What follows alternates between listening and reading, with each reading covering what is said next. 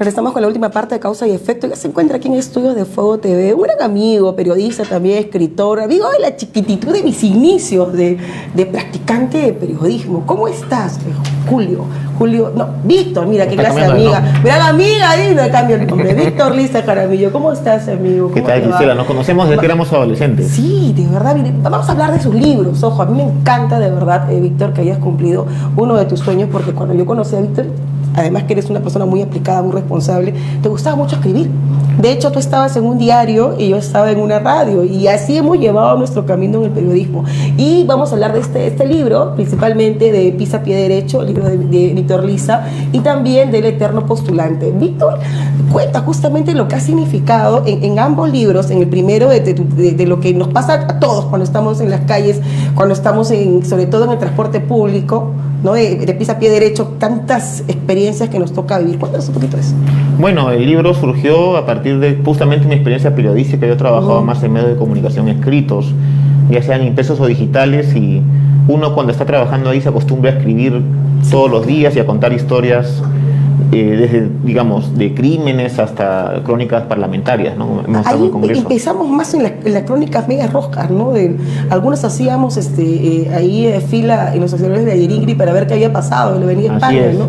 Y al toque hagamos una nota, pero eso nos ayuda también, nos ayuda a ser más versátiles. Sí, por supuesto. Entonces, a partir de que yo comencé a escribir, hay un momento en que yo dije, quiero escribir algo propio, ¿no? Claro. Historias propias. Entonces comencé a imaginar, a recordar algunas cosas, y bueno, me acordé de muchos viajes que he hecho en combi, en Custer, de algunas experiencias mías y otras de otras personas o de amigos, familiares, y les comencé a dar forma. Creé un blog que ya no existe, que está desaparecido, ya. Y después surgió el libro a raíz de eso. Tomó años, eso sí, porque el libro o el blog lo creé más o menos 2011 hasta el 2014, y el libro fue publicado en el 2017, ¿no? Entonces, ahí cuenta todas las historias que vivimos, que cualquier persona que lo lea se puede sentir identificado en cuanto a las vivencias que uno tiene dentro de una combi o una Custer en el transporte público.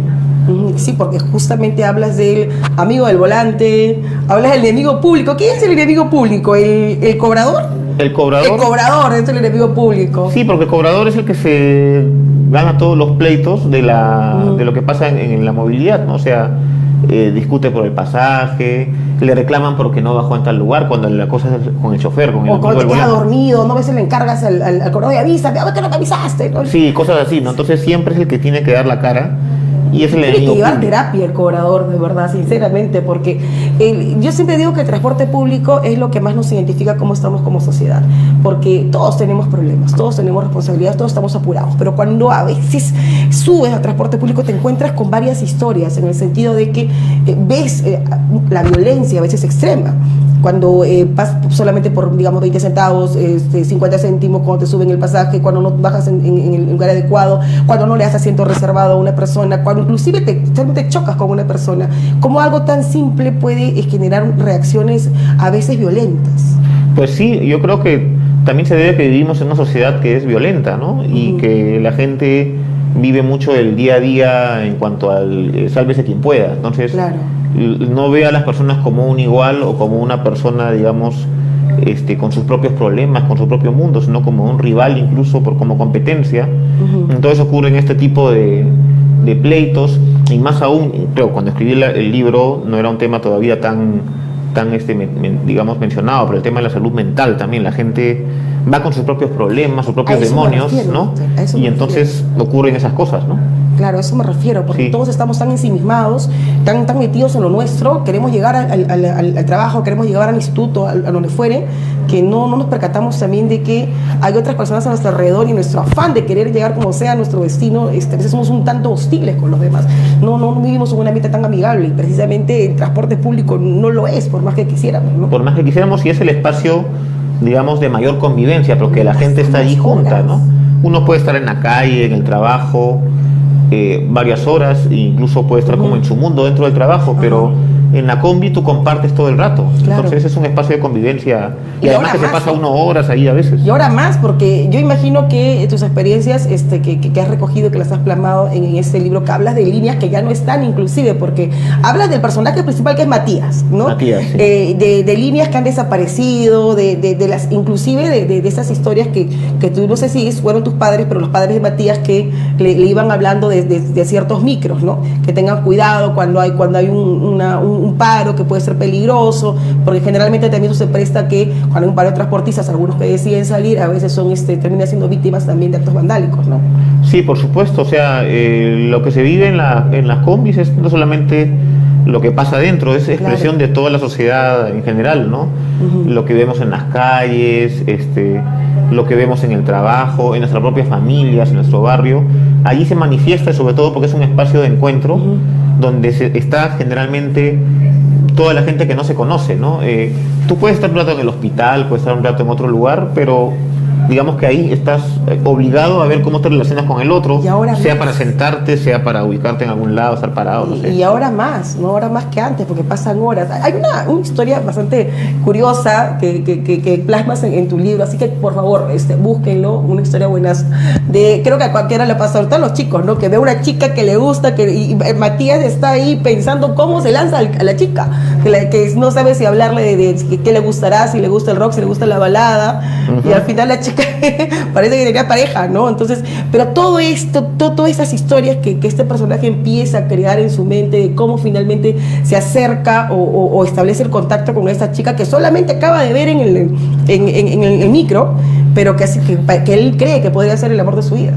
Pues sí, algunas historias son reales, pero no al 100%, en otras yo he tratado de ponerle como un poco de desviar la historia, o crear libertad literaria, alguna situación, claro, porque en la literatura no se trata de contar todo exactamente como fue, sino de ahí puede simplemente que, por ejemplo, yo tenga la entrevista ahorita contigo y después yo me imagino otra situación y escriba algo sobre eso, ¿no? O sea, de cualquier cosa que te pase, tú puedes crear una historia, ¿no?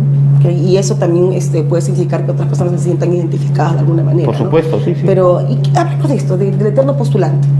El título es bastante sugestivo. Sí, el eterno postulante es por la famosa frase de Julio Ramón Ribeiro en las cartas que le escribe a su hermano, donde le dice, hay una parte donde dice, sea el eterno forastero, el eterno aprendiz, el eterno postulante, y allí una fórmula para ser feliz, como cuestionando un poco todo esto del exitismo, del querer siempre ganar y esas cosas que a veces incluso de las experiencias más tristes uno puede aprender. Entonces tomé el título para el libro, digamos, no en modo pretencioso, porque Ribeiro es Ribeiro y es uno de los grandes de nuestra literatura, pero sí lo tomé porque las historias tienen que ver un poco con la frustración o con las cosas que a veces queremos y no podemos, y que tenemos que adaptarnos, ¿no?, a las circunstancias. Entender que a veces de repente no es el momento, no renunciar tampoco a lo que uno quiere. No es el momento, a veces puede pasar un desliz, un malentendido, cometer un error, somos humanos, hacemos las cosas de acuerdo a nuestras posibilidades, no somos perfectos, ¿no? Pretender que todo tiene que salir así, no sale. No tan cuadriculado, tan estructurado, ¿no? Sí, y entonces hay que entender eso y seguir nomás, como tú dices, a veces puede que no sea el momento. Claro. Y hay que esperar el momento persistir, indicado. Siempre digo que persistir, pero no tampoco obsesionarse, ¿no? Exacto, no obsesionarnos porque nos quita la vida, nuestra energía, ¿no? Claro, la pasamos bien. Persistir en algunos casos, en otros esperar, porque hay cosas que no dependen de nosotros, ¿no? ¿Y cómo ha sido todo este trabajo de finalmente cumplir una de tus metas de ser escritora? Y me alegra muchísimo, dicho sea de paso, Víctor, de verdad. Gracias. Lo he visto a este hombre salir en entrevistas, lo he visto en varios diarios, digo, pero yo lo conocí cuando era practicante y da gusto eso, da gusto el éxito de la gente que uno quiere, la gente que uno conoce, de verdad. Muchas gracias. Sí, es algo que, digamos, no parecía, digamos, tenía como una especie de sueño, no parecía imposible, pero cuando lo logré, digamos que fue muy gratificante para mí, incluso para mi familia también, para algunos amigos, para mucha gente que me conoce.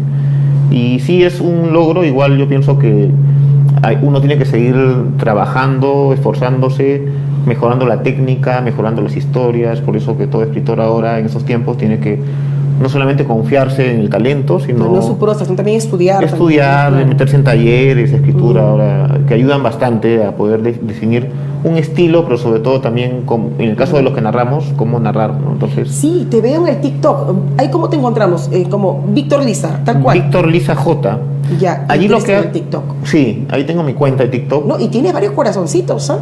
Ahí La lo gente, veo, pues, y se te escucha ahí todo seriecito ahí, ¿no? Narrando, y tiene su gente, de verdad. Sí, ahí lo que hago básicamente es leer algunos poemas o algunos extractos de libros, dependiendo de la circunstancia. Algunos lo trato de poner como si tiene que ver con circunstancia política o social, y en otros simplemente poemas que a mí me gustan y los leo, ¿no? Y también eres muy aficionado al fútbol.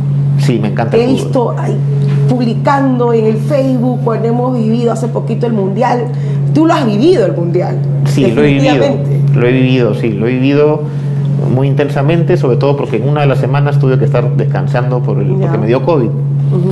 Y entonces me dieron descanso y yo happy, bueno, no tan happy porque Se va con el malestar, se va ¿no? con el malestar, pero ya viendo todos los partidos en casa, o sea, era como tranquilidad total, ¿no?